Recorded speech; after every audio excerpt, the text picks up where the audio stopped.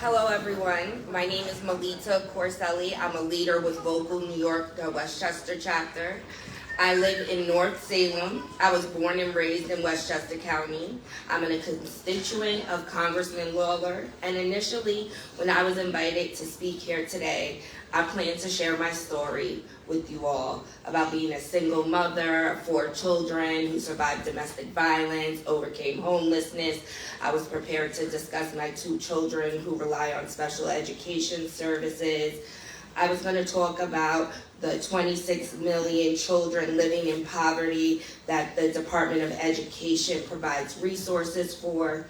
I was going to mention the $50 a month from SSI that my son is afforded, which allows him Medicaid access for his psychiatric meds so he can function in society. I also was going to discuss my 2-year-old daughter who receives subsidized childcare, allowing me to work to pay 50% of my income in rent despite living in what's considered affordable housing.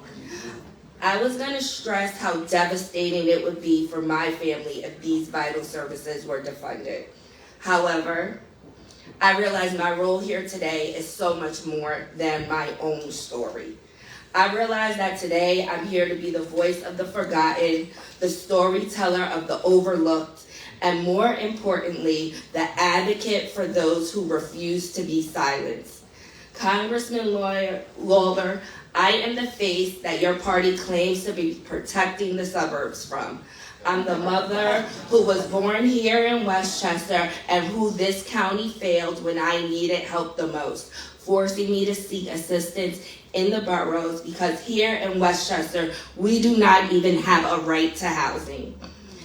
I'm here today to speak for my 8-year-old goddaughter who lost 3 weeks of schooling waiting for bus services under McKinney Bingo because she's currently homeless after facing eviction with her pregnant mother who's hospitalized.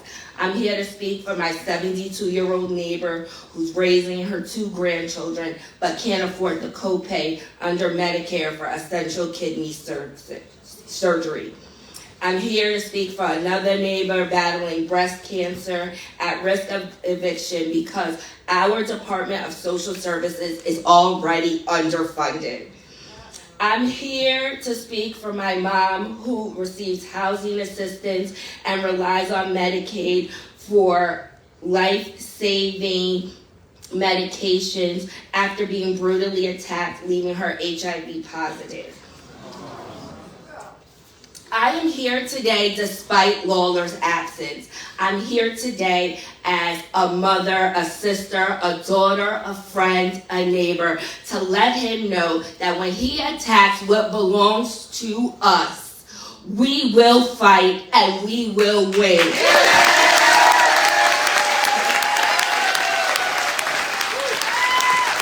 We must send a clear message.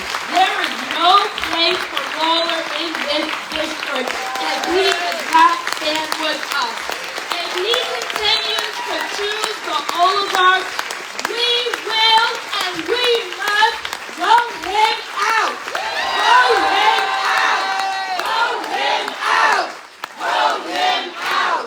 Vote him out. Thank you all.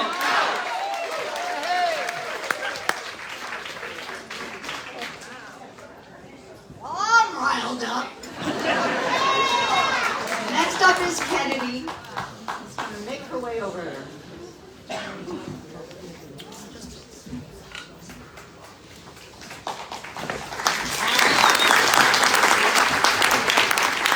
My name is Kennedy Casina, and I'm a Medicaid recipient.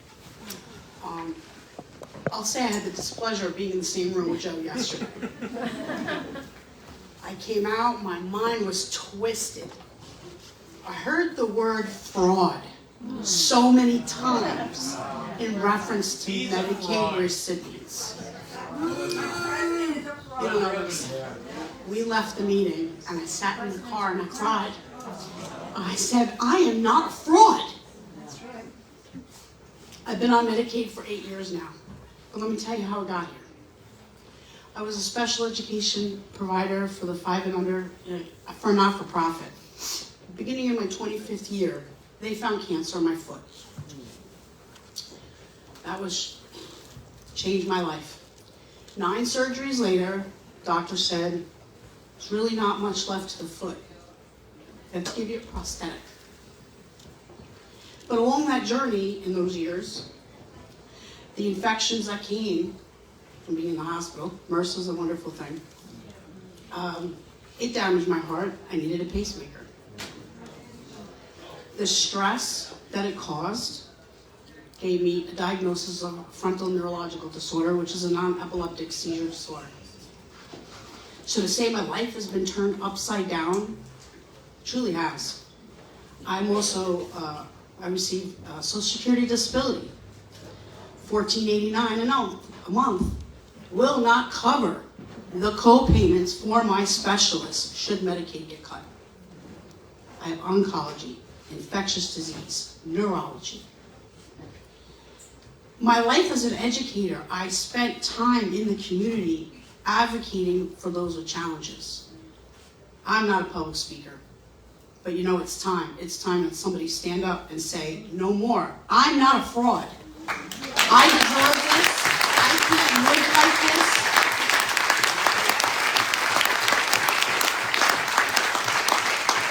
I lost my home, lost my pension, I had to file bankruptcy. I currently have to live with family because $14.89 a month is not a livable wage. Take away the Medicaid, I can't live with dignity, and we all deserve to live with dignity. Right, Lawler? I'm not a fraud. And I know, majority, everybody speaks about the fraud, the fraud, the fraud. Show us the fraud. And remember me when I vote no.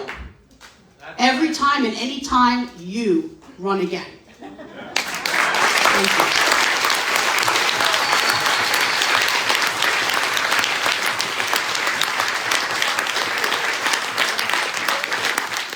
Thank you for sharing that story, and I'm sad to say I know that that story is not unique, and in this area specifically. So keep sharing your stories, everyone.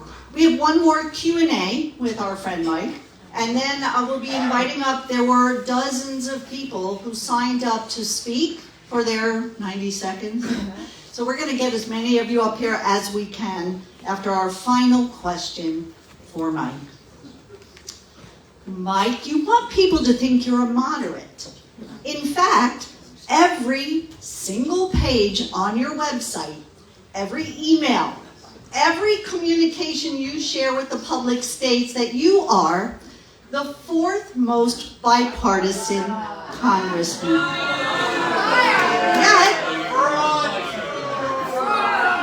Yet you voted nearly 24 times in 2023 against amendments and resolutions designed to protect cuts to Medicare and Social Security.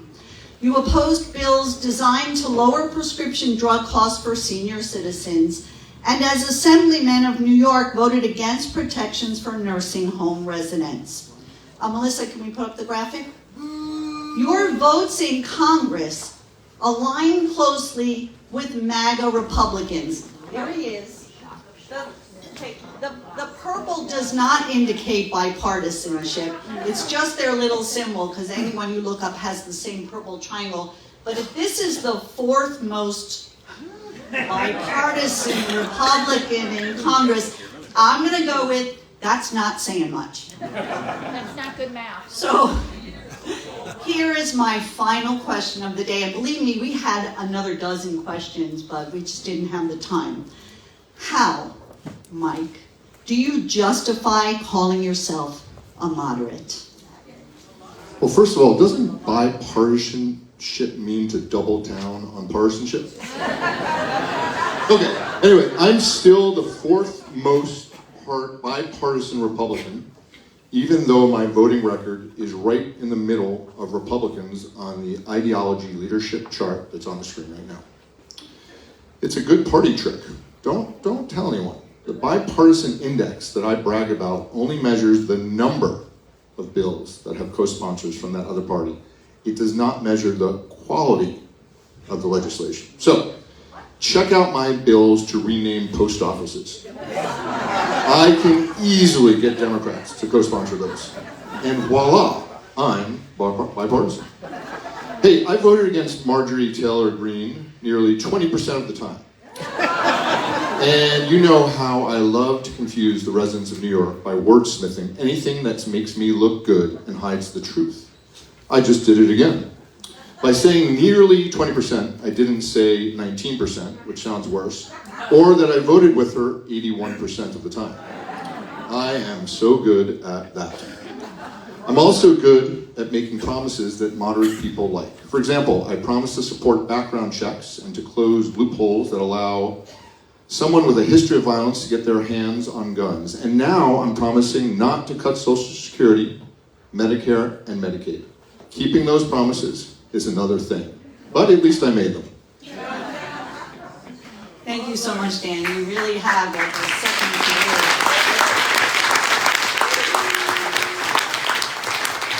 So I'm going to call up about 5 or 6 people at a time to line up, take the mic, and we'll get through as many people as we can. And then in our closing remarks, Ann is going to give you some homework to do. Can I have Jessica Ryman, Dan Stoller, Sarah Wilson, Steve Colias, and Barbara Santorelli? Get us started.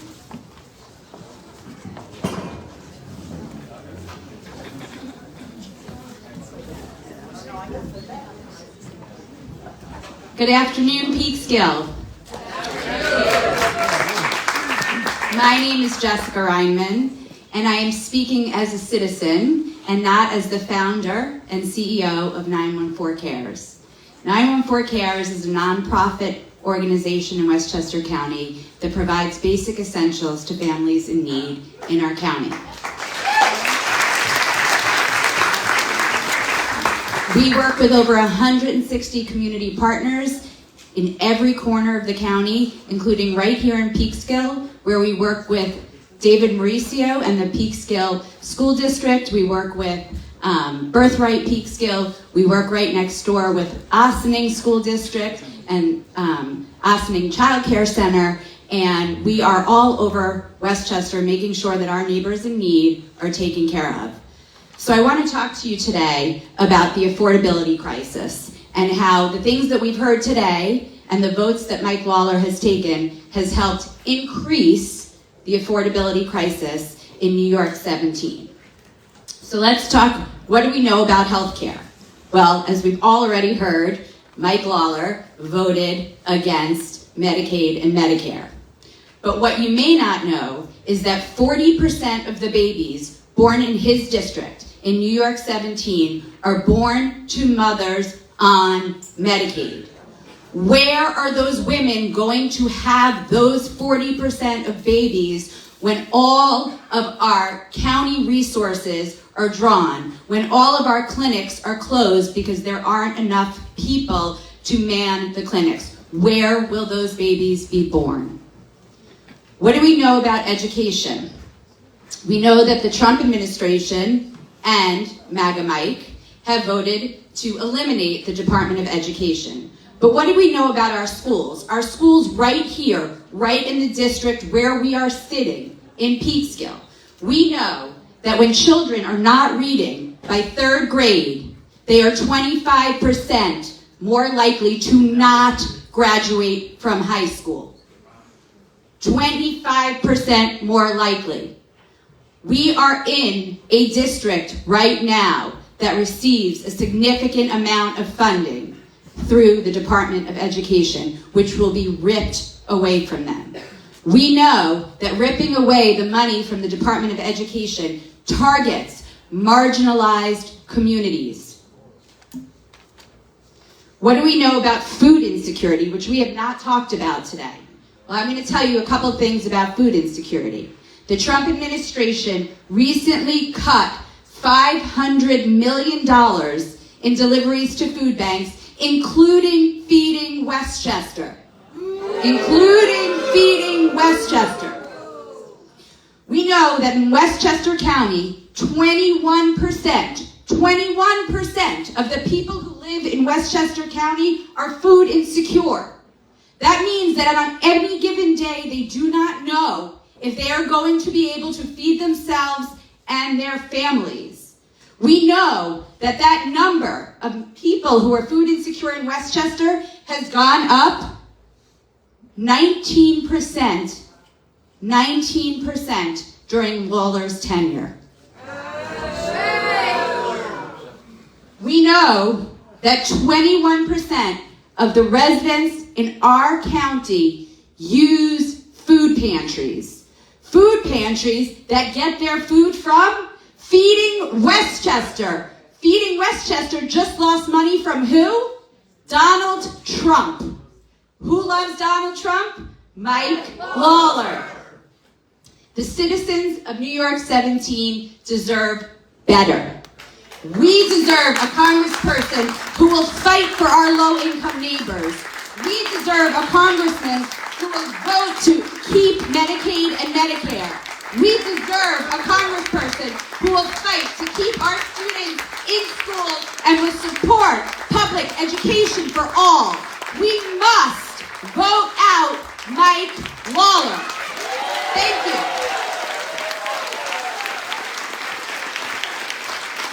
Thank you so much, Jessica. As you come up, please introduce yourself.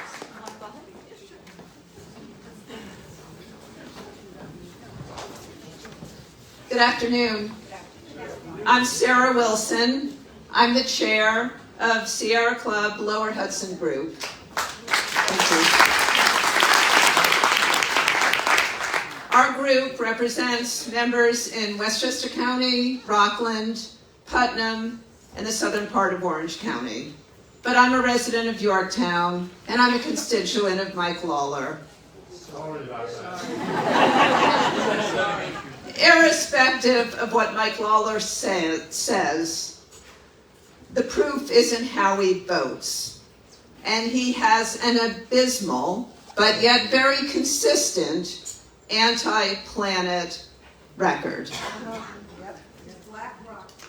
He has voted against the planet ever since he was in the New York State Assembly. After the New York State Assembly, he was a lobbyist for fossil fuels. As a lobbyist, he opposed New York's landmark CLCPA. He lobbied for a coalition that supported the growth of New York's natural gas industry and presented fracked gas as a climate solution instead of a threat to our planet. In Congress, he accepts large donations from the oil and gas industry. While he does admit that we need to transition from fossil fuels, he said our grid can't handle it and we have to do it really slowly so that the fossil fuel industry can get every dollar until they can't anymore, despite its severe climate impacts. Lawler co-sponsored the Energy Choice Act. Sounds good, right? Which would block states from transitioning off of fossil fuels.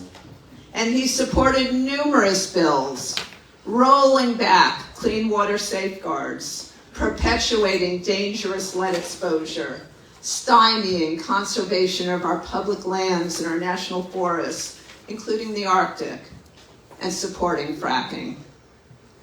Now, under Trump, Lawler's anti-planet record continues with his votes to eliminate EPA's cleaner car rules, block EV tax credits, stifle public input and environmental reviews, and supercharging the attacks on our environmental protections. Our planet is on fire, and he is throwing fuel on the fire.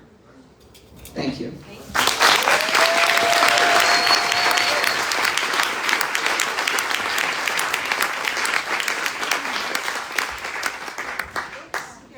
My name is Barbara Santarelli. Okay, hi. Okay, perfect, easier. I'm a North Salem resident, and I'm a retired school nurse with many years working in public schools. I'm especially disturbed about what's happening to public school education. But I'm here today because what I'm trying to figure out is how Mike Lawler is representing all of us, and he's really not. And I think I'm looking at it on a granular level, and what I see is that we're very different between Westchester County, Putnam, and Rockland, and it's interesting where his support comes from. And so I'm speaking about where his support comes from. If you look at it, a lot of his voters are coming from Rockland and Putnam, and what I wanted to say today was that if you look at statistics, and as a nurse I did a little research, I find that regarding Medicaid, which he is going to decimate, a hospital which services his community in Rockland, Suffern, Good Samaritan Hospital has approaching 90% of its funding coming from Medicaid. That's it. I also find that in the New Square region of Putnam, no, it's Rockland County, where he has unfailing support there.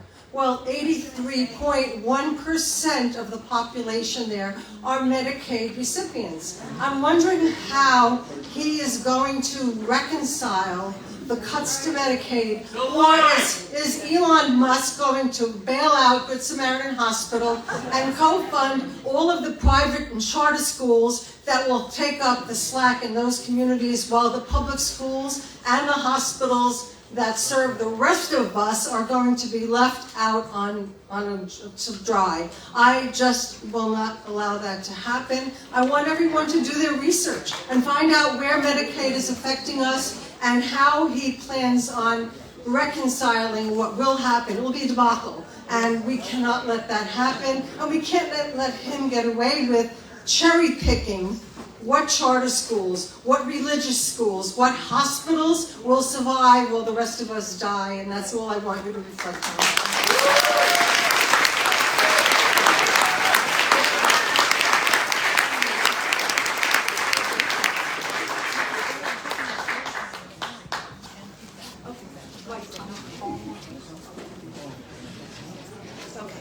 Right, we're trying to keep ourselves on time, so try to keep your comments limited to around a minute.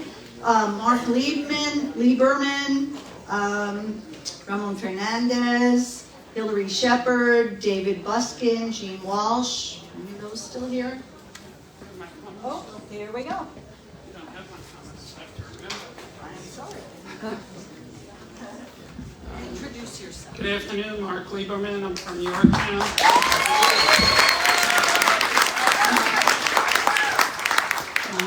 I'm one of the co-leads of Indivisible Yorktown, New York.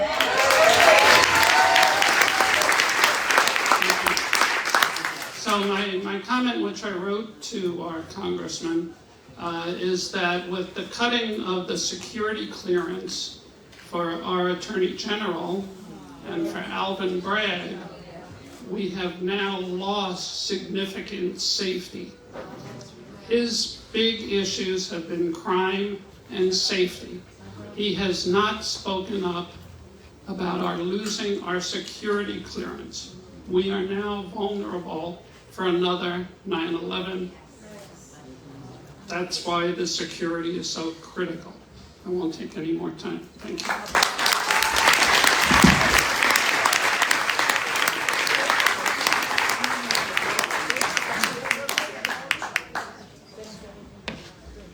Hi, my name is David Buskin. I'm a musician from Katona.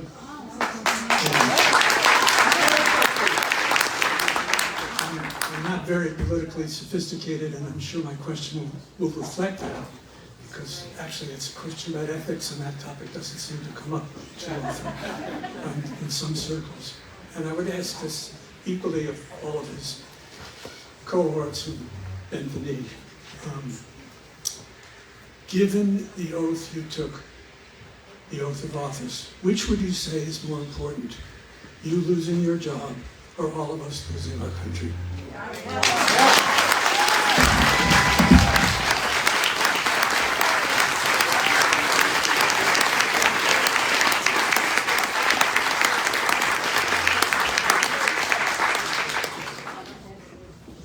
Good afternoon, and welcome to the City of Biscayne. My name is Ramon Fernandez, and I am City Council for the City of Biscayne.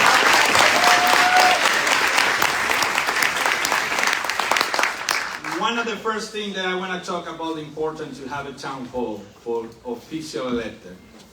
I was elected in 2017. That was the first term. And by the way, I'm going to say that I'm a proud son for Dominican immigrants. And I grew up in Dominican Republic.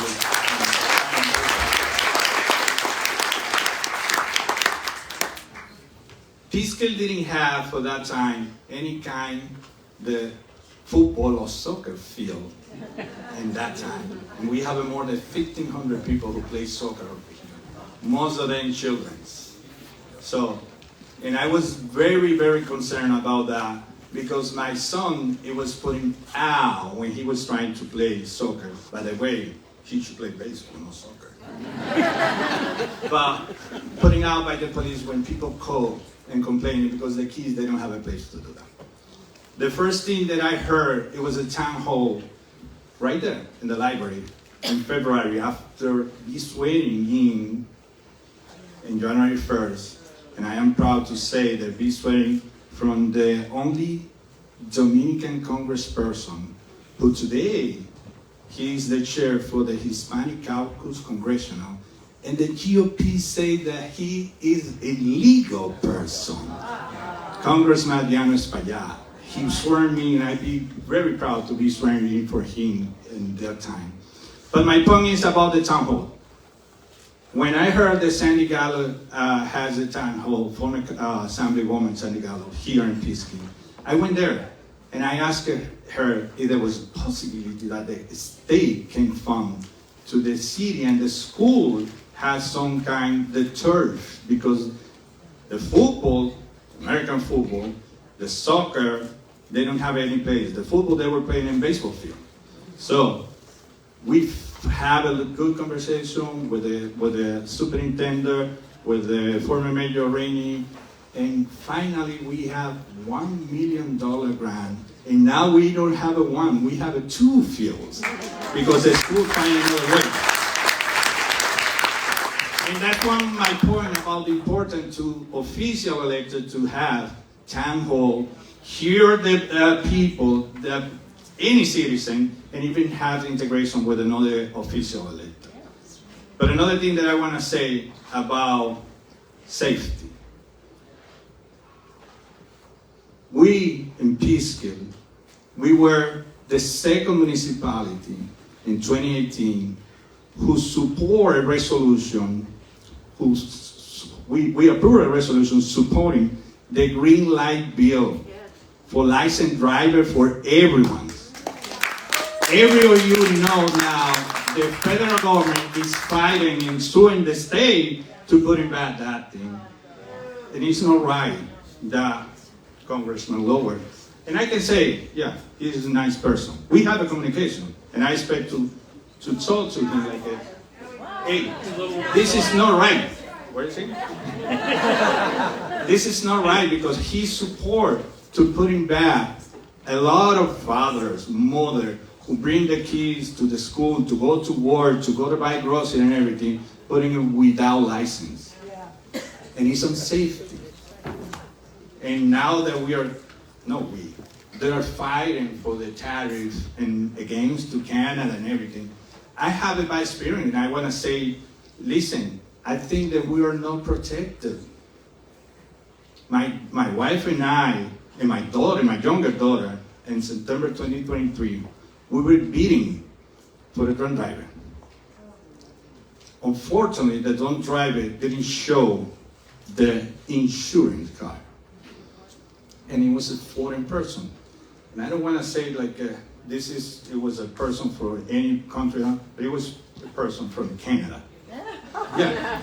And I want to say that because unfortunately the local police, the district attorney, they were not able to enforce, they show the insurance.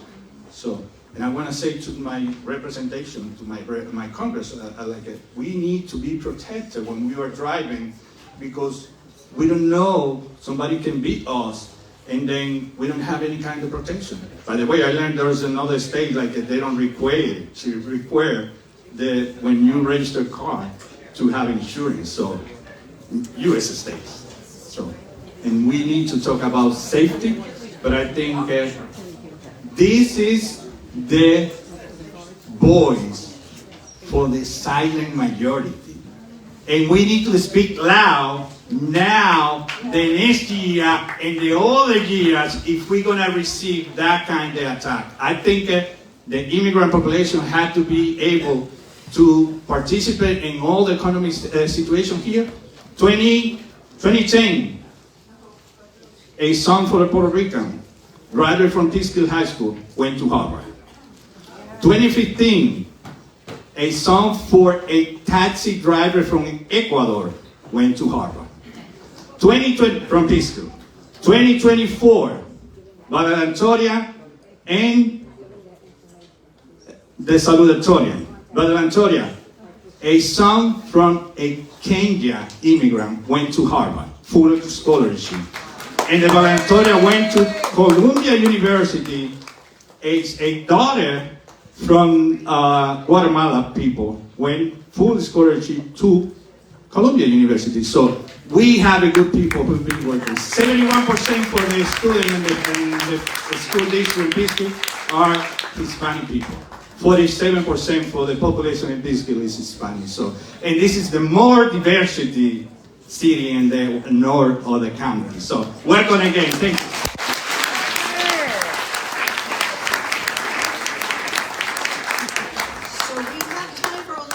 Speakers, but we have the list of people who want to participate in future actions, so we will be in touch with you. And then you received a card and a pen. We'll be explaining that. That's your homework that Anne's going to give you in just a moment. We are going to ask Hillary Shepard and Beth Davidson to be our last two speakers of the day.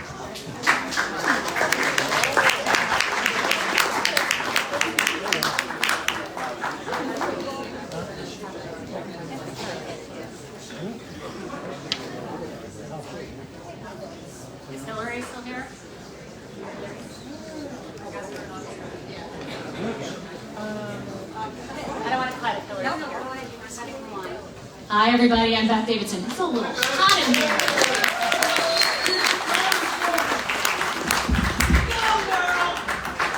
That's right. There's nothing more American than what we are doing here today. Thank you to Indivisible for organizing this. There's an overflow crowd of probably 300 in that plaza. So this makes me, like everyone I'm sure, makes me feel very proud to be part of this resistance to Mike Lawler. So you may have seen a couple of days ago in the Journal News that Mike Lawler had some hecklers, and he said on a hot mic or not so hot mic, I know this is a family show, guys, I don't give a shit. They're just mad that they lost an election. Now, I've been working to help elect Democrats for 30 years. We lose elections all the time. This is not about losing an election. We are here because 233,000 people, including, thank you, 44% of my constituents. I'm a Rockland County legislator. Sorry, I forgot to introduce myself. I'm a Rockland County legislator, and 44% of people in Rockland County depend on Medicaid for their health care. That's why we're out here. We're out here because we lost our Social Security office in White Plains, which he conveniently tried to blame on Joe Biden, only to have Doge take credit for it in their weekly tally. Deflect, deflect, deflect. We're mad because women all across the country are losing their reproductive rights. I have a daughter. She has fewer rights than I did at her age. That is why we're out here. We are out here because 275,000 federal workers have lost their jobs, 80,000 from the Department of Veterans Affairs alone. How's that for standing up for the people who put everything on all their lives on the line to stand up for our freedoms? Shameful. Shameful. And we're here because we're very, very dangerously close to losing our democracy. And I know that is what brings us out here today. Not on our watch. Thank you. So I'll be brief because I know everyone wants to get out and rally.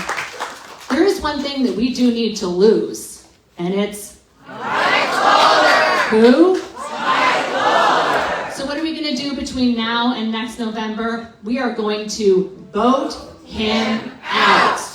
Vote him out. Vote him out. all of you very much. Thanks for having me and thanks for being here today.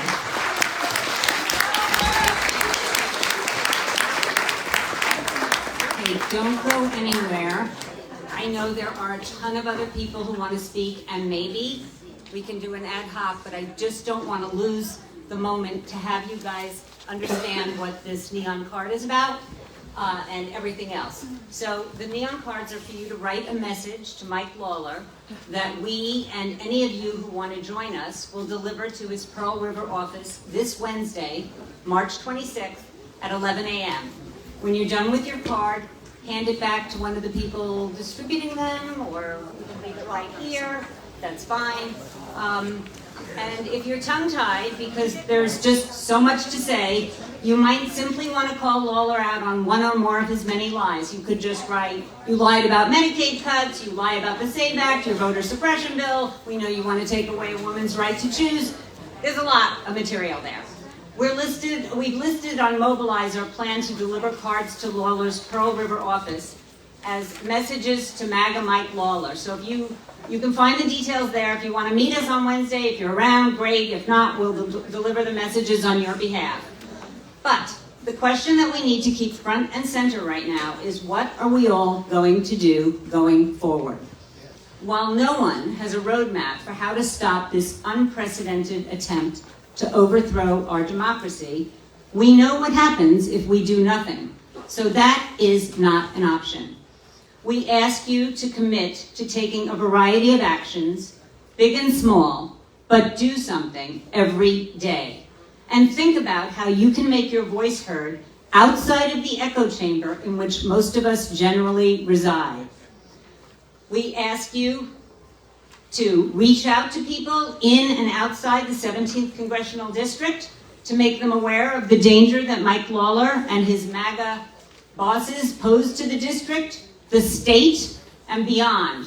Lawler cannot remain in Congress, and he cannot become our governor. No. Support and campaign for candidates who will fight to protect our democracy. Write letters to the editors of newspapers. Use social media and figure out other ways to expose Lawler and his MAGA bosses.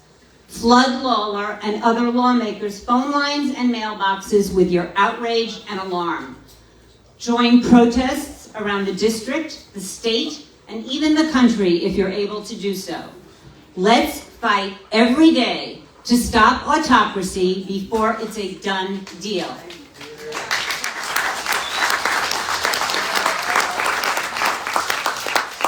But one other thing we need to do is to remember that no matter the differences of opinion between us, and I'm guessing that some exist, we all value the protections enshrined in the Constitution, and we are willing to fight for them together. As Alan Levy said at the Tarrytown rally last week, we must row in the same direction. Yep. If we don't, we're doing exactly what MAGA wants us to do, and it means that their chaos is working. So focus on the goal that we share and commit to stopping Trump, Putin, Musk, and MAGA minion Mike. Commit to making good trouble, because if we don't all put ourselves out there now, there will be no later. So write your messages and commit to doing something else tomorrow, the next day, and so forth. And you're welcome to stay here. More people can take the mic if you want. While you're writing your cards, I'm going to call up some of the people. Maureen, you have to list? I do. I just want to thank you again for coming out, and keep coming out. Thank you. And thank you, Empire State Voices, that really helped us here. Oh, one other thing. There are a bunch of elected and formerly elected officials, and we did not have time to call on everyone, but we appreciate that everyone is out here rowing in the same lane. So thank you for coming.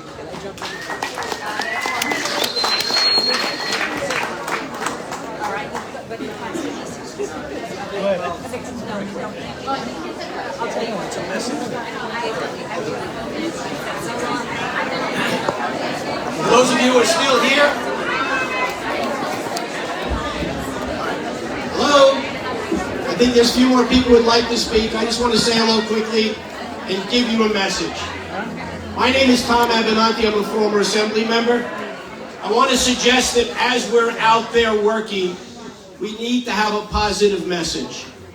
And what I say to people is, we believe in Americanism. We're not communism, we're not socialism, we're not capitalism, fascism, plutocracy, or monarchy. We are Americanism. That's a special form of democratic republic. The system is designed to be self-protective. There's separation of powers, there's supposed to be checks and balances. But today we have a small man who sees the executive seeking retribution for perceived slights. He's placed the goal of diversity, equity, and inclusion aside. He's replaced it with his own DEI. And I think we have to speak in terms that everybody understands. His DEI is destroying everything immediately. Or if you prefer, deception, exclusion, and intimidation. You know, that's Hitler's playbook. It's un-American, it foreshadows the fall of Americanism, and it must be stopped before it can't. Now, how does Mike Lawler fit into this? We need Congress members to stand up. Those who don't are lawless. We have MAGA Mike Lawless. Let's call him what he is. Okay, we're going to try to go through the people who Mike Sachs. Mike Sachs.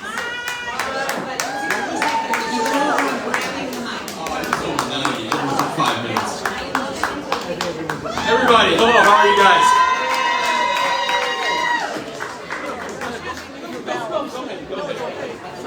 I'm Mike Sachs, I'm from Croton-on-Hudson. So, you guys probably all received this email I got last week. We're constituents of Mike Lawler. Joined Congressman Lawler for a town hall on Wednesday. You guys got that probably? Right? It was a very well staged teletown hall. He didn't come here because, well, he's afraid of us.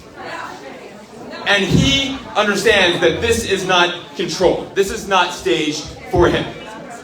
What he does understand right now is that we are not the idiots he's thought we've been for the past couple election cycles.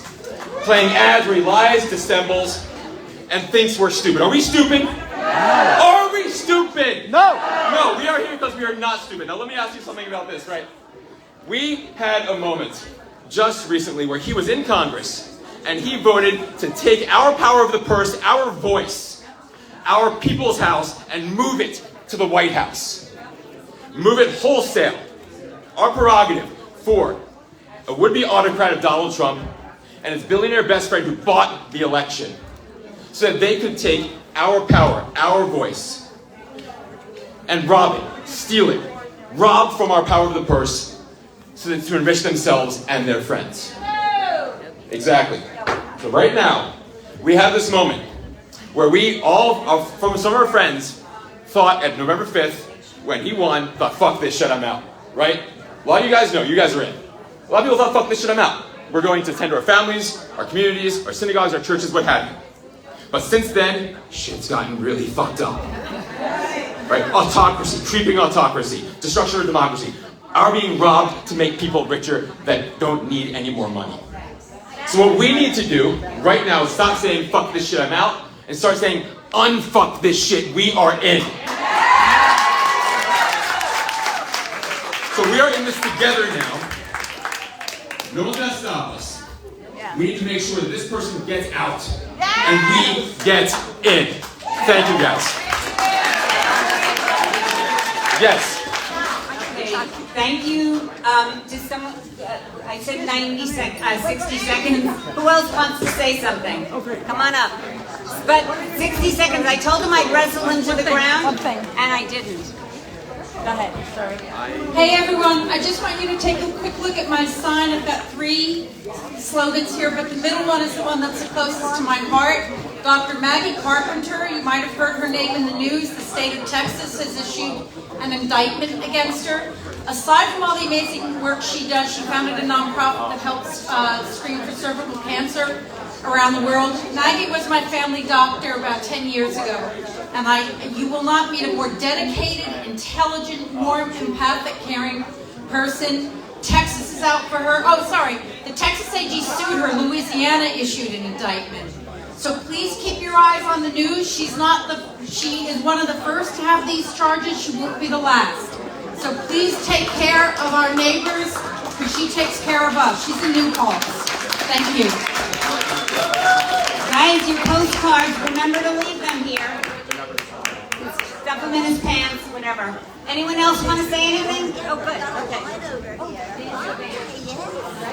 Hi. I just want to make those of you who are not aware of Representative Larson's bill, which is going to be voted on, and I want to encourage Lawler to vote yes to save Social Security. There are 3 bills Representative Larson put forward. Keep our field offices open. At the town hall phone call, I heard Mr. Lawler say that he thought White Plains should stay open. So I would think that he would vote yes to keep our field offices open. We're already understaffed for Social Security. My mother, my father, my partner, we're all worried if Social Security is going to be paid next month. It's really crazy. Protect America's Social Security Data Act. Doge and those 20-something teeny boppers have put all of our security at risk. We need to protect it. It's being hacked. We are being hacked. America is being hacked. We need to protect our Social Security. He needs to vote yes for our Social Security Data Act. And third, resolution of inquiry. Force the administration to disclose their plans. What are their plans for Social Security? Are they planning to privatize it? They need to disclose exactly. We know what they're planning, and they need to disclose it. And Lawler needs to vote yes to get these 3 acts approved and to stand up for what's right for our district. Thank you.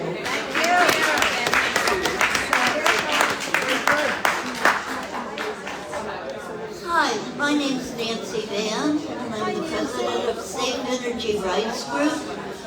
Everybody is talking about the things that Lawler wants to do, and most of the things that he wants to do, and say, well, you know, we got to vote him out, and then we can undo the damage he's done.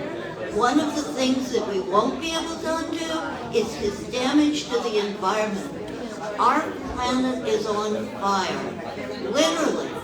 Wildfires in Canada last year. Wildfires in Rockland County.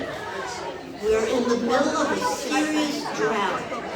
All of these things are adding up, and every pipeline, including the expansion of the Maple Pipeline through New York, through this area, right next to Indian Point, our Governor Hochul cannot support those. She's already approved the Iroquois pipeline that has been killed. She is threatening to approve the Constitution pipeline that had been killed. And now she's got to step up and stop the Maple pipeline expansion that'll bring more gas, more emissions, and more climate change. We can do something now. Write to Governor Hochul and tell her stand with the people of Westchester and Connecticut and Massachusetts and stop the expansion of this dangerous frack gas pipeline. Thank you. Thank you.